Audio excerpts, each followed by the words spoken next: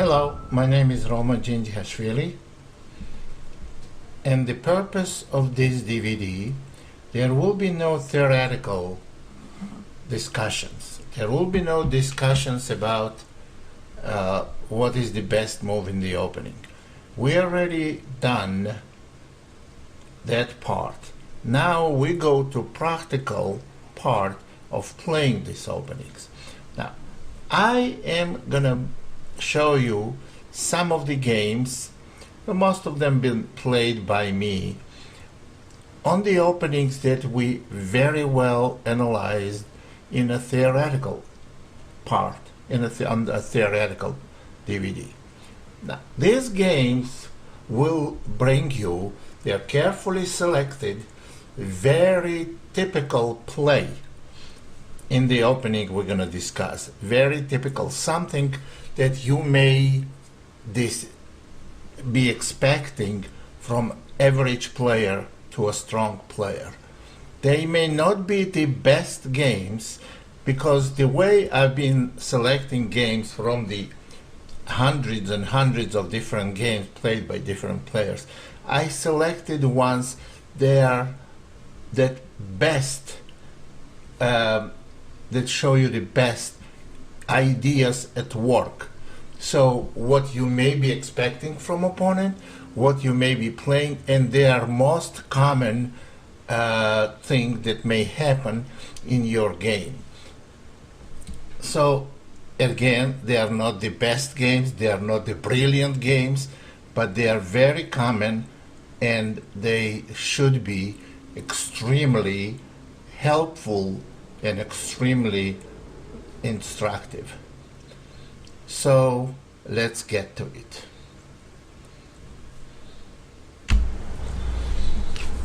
So the games we're going to be discussing today, there are very typical games for two knights defense or Scotch Gambit, the way you want to call it, one particular type of positions, which is the main position and main continuation of this opening. d4, ed, bishop c4. Bishop c4 can be played first and then d4, which will make no difference. Knight f6, e5. And here I would like to discuss the main continuation, d5, because this is the most popular.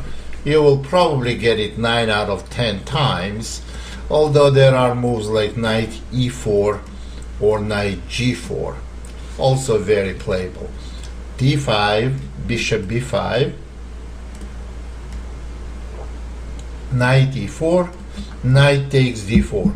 And this is the position we're gonna look at the games for. So knight takes d4. There are two moves now for black. There are bishop c5 or bishop d7, and let's look at the move that was played in this game, in the first game. We're going to analyze this bishop c5, bishop e3,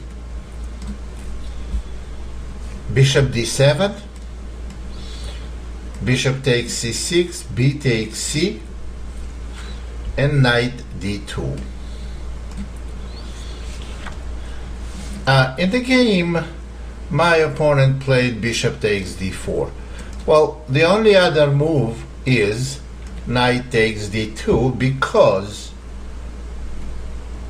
castling is real bad in this position, because knight takes e4, d takes c, and knight takes c6, winning a pawn. And also queen e7 is very bad, because knight takes e4, d takes e, and e6. This is all discussed and analyzed on the theoretical DVD on this opening. So bishop takes d4 was played in the game, and I have to tell you this, that those are not the best games. The games you're going to see are not absolute best games, but believe me, they are absolute best for you, because those are the types of games, and those are the kind of responses you will see most likely in your games. Those are the responses and types of positions you should be expecting when you play. And I selected these games from hundreds of different games played by various players. And believe me, those are most typical games, so most instructive. Bishop takes d4, knight takes d2, queen takes d2, castle, and white castles. So on the theoretical DVD, I refer to these types of positions that you can get from various different move orders, and I'm going to tell you, I refer to these positions as very bad for black. Now, they are very bad. This game is a very good indication why the position is so bad with opposite color bishops. Now, quickly to show you why, because white's bishop is much better than black's bishop. White's bishop is completely dominating in its center and has permanent outpost, which you cannot say about the black bishop. Secondly, white has pawn majority in its center and may expand with f4 and so on, as you will see later in the game. And also black has somewhat weak pawn on a7.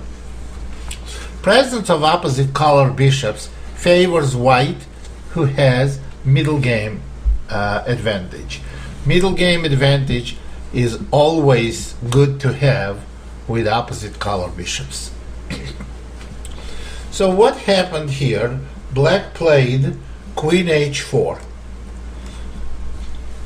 That's not much of a move, but I don't think any other move will make any difference in evaluation and in a judgment of this position. Queen c3 was played, queen g5, f4, queen g6. Now, what can we say about this position? Now black's bishop potentially has e4 square, but white is absolutely dominating in its center, and it's almost impossible to find use for black's rooks. Black cannot open position. Black has to sit and wait. Position is very bad here. Rook f3, bishop f5, rook g3, queen e6, rook f1. White can take all the time in the world preparing the assault on the king's side. They have big positional advantage. After rook f1, g6. Now let's see how we convert it. Bishop c5, rook f8 to b8, a4 to stop black's rook coming from b5, and also preparing to completely seal the queen side. a4, rook d8, bishop d4. You know, the concrete moves in this position, they don't matter very much. So after bishop d4, bishop e4, queen d2, king h8, a5. Well, those are maybe not necessary moves, but white wants to make sure they have complete blockade. And also white, as I explained, with no counterplay absolutely on black's part, they can take their time. So a5, a6, And here is the queen side completely sealed. b4, king g8, and c3. Bishop is dominating on d4 with the potential of f5. If bishop opens on this diagonal, it certainly be deadly, and plus bishop potentially has the other diagonal. After king g8, c3, rook a b8, queen f2, rook b5. I don't know why, because they cannot go c5 anyway. Here black missed the f5 move, but I think, well, of course bishop cannot take on f5 because black simply loses a bishop. But even if they prevented f5 by playing bishop f5, for example, here, white would have broken through with h3 and g4, or then go queen h4. Position is absolutely overwhelming. But let's see what happened after rook b5, f5, queen e8, e6. I was in kind of time pressure. This is absolutely best move. And after f takes e, white could have easily won with fg, followed by queen f6. Well, I played f6, and after queen f7, the f7 was a threat, so queen f7 had to be played. Now queen f4. I missed a couple of shortcut wins, but this position, human plays very differently from computer. Computer makes precise move that ends the game quickly, but human takes its time and makes sure opponent doesn't slip away, and realizing that opponent has absolutely no counter chance. That's exactly what happened. After rook e8, I played queen e5, rook b2 b8, rook h3, bishop f5, rook h6, and you see the queen is playing the role of a pawn, because all it does, it stops the f pawn. Anytime queen moves, f7 will be deadly.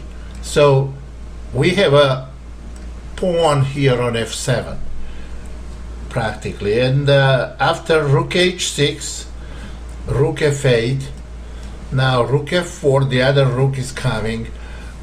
That's not the way Rybka would have played it. I looked at it with Rybka, but again, the way I played it produced the same result as if Rybka was playing, but Rybka could have done it a lot quicker. Rook f3, rook b to d8. The shortcut win is g4. Of course, not what I played, and I played rook g3, and after g4 I played h3, king h8, hg,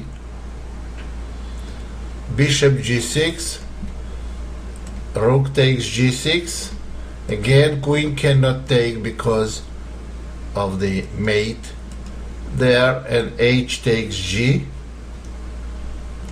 rook h3 check, king g8, and I played queen g5 with inevitable queen h6, which is also not the best and the shortest way, and according to Rybka, queen h2 was, but I cannot argue with that. But as again, the destination is the same. After queen g5, black simply resigned. This is very straightforward. Not much of an effort was put by white. Now, next game is interesting. Was played against a grandmaster. e4, e5, knight f3, knight c6, d4, ed, bishop c4, knight f6, e5, d5, bishop b5, knight e4, knight takes d4, and we arrive to same position, but this time bishop d7 was played by my opponent. Bishop takes c6, b takes c, castle, and bishop e7. I have to tell you, in a theory, it's recommended as one of the very playable moves, but in my opinion, it's quite bad move, very inferior, and after this move, I think white has sizable advantage. f3, knight c5, now f4, and knight e6. This is another inaccuracy. What was necessary is knight e4. And black tries to attack the d4 knight and possibly play bishop c5. But after f5, they are forced to take on d4, and now they are facing terrible threat f6. So my opponent played f6, and after e6, bishop c8 and knight c3, he got absolutely lost position. Now, why knight c3? Knight c3, first of all, it develops peace. Secondly, it prevents c5. And also, knight on c3 has very good potentials, as you can see in next 3-4 moves. In this position, you have to see that black has no choice but castle. And now we're gonna go queen g4, threatening bishop h6, and after king h8, well, I simply played king h1. I'm not sure it was necessary, but just got out of that diagonal. And after c5, knight e2. There it is. Knight goes to f4 and g6. That's why the knight's position is good there. d4, knight f4, and game is practically over. Bishop d6, knight check. Of course, taking is absolutely devastating. And after king g8, knight takes f8, king takes f8. There was bishop f4, and the game is over. Rook b8, queen h5, creating the dual threat queen f7 mate and queen takes h7, which I could have played on a previous move, but everything wins here, as we say. And after queen e8, queen takes h7, black simply resigned. It's a very, very short game, but I want to tell you the reason I'm showing this game is because I have to tell this is very wrong approach to play bishop e7. So f3, knight c5, f4, and after knight e6, f5 gives white very strong attack. This next game was played against another grandmaster, and I want to show you this game because it's another indication, another way of showing how in this opening opposite color bishops can be very, very dangerous for black, and how should you be playing it for white. So e4, e5, that's knight f3, knight c6, d4, ed, bishop c4, knight f6, e5, d5, bishop b5, knight e4, knight takes d4, bishop c5, bishop e3. Well, there are a lot of complications may arise in these positions, and there are a lot of interesting variations which I don't want to go through now on this DVD, because you should have, if you want to master in this opening, you should definitely have one that explains all of this on a theoretical DVD of this opening. So bishop e3, bishop d7, bishop takes c6, b takes c, knight to d2, knight takes d2, queen takes d2, and bishop b6. Now we played knight b3 to stop c5, knight b3, and you see we have control on c5 square, which is blockading the center. That's the absolutely the main idea, a main positional pattern that white has to use in this opening. After knight b3, castle, and white castles.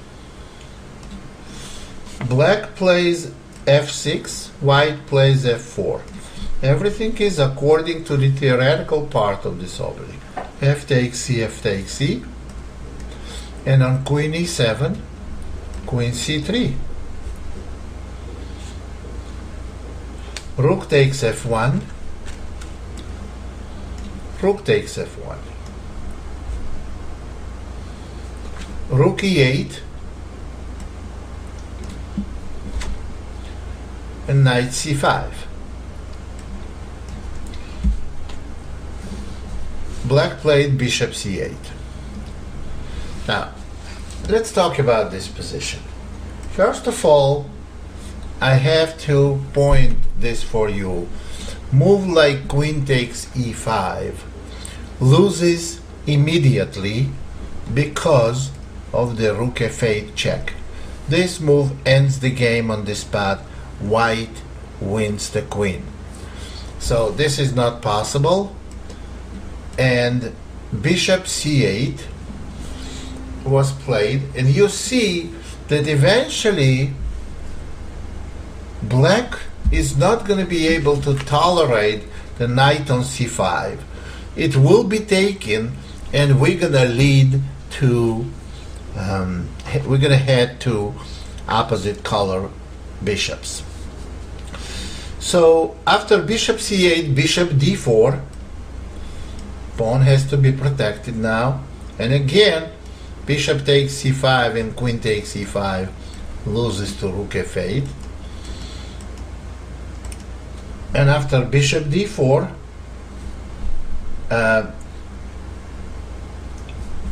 black has to find some constructive plan. White has, in my opinion, very, very serious advantage. h6, b4. That's a very good move because it frees white's queen from protecting white's knight, and now queen is going to be free to move around the board. So after b4, rook f8, here black wants to exchange rooks after they couldn't find any use for their rook on the e file. Rook takes f8, queen takes f8, a4, bishop f5, a5, bishop takes c5, and bishop takes c5. There we are. This is the opposite color bishop. It's a kind of an end game, but when queen and bishop versus queen and bishop, this position is absolutely terrible for black. It's interesting how when we look... Grandmaster Damian Lemos here for onlinechesslessons.net. First of all, I hope you enjoyed this video. If you would like to receive more free chess videos from us, you can just click the subscribe button below. I would also highly recommend signing up for my free mail course, the 10 Grandmaster Secrets to Dominate Chess. During this exclusive course from onlinechesslessons.net, I'll share with you my own Grandmaster shortcuts to effective attacking, defending, and growth hacks to improving your chess without complicated books or memorization. So sign up by clicking the sidebar on the right, and I know you won't be disappointed. Once more, this is Damian for onlinechesslessons.net, and I'll see you in my videos. Thank you.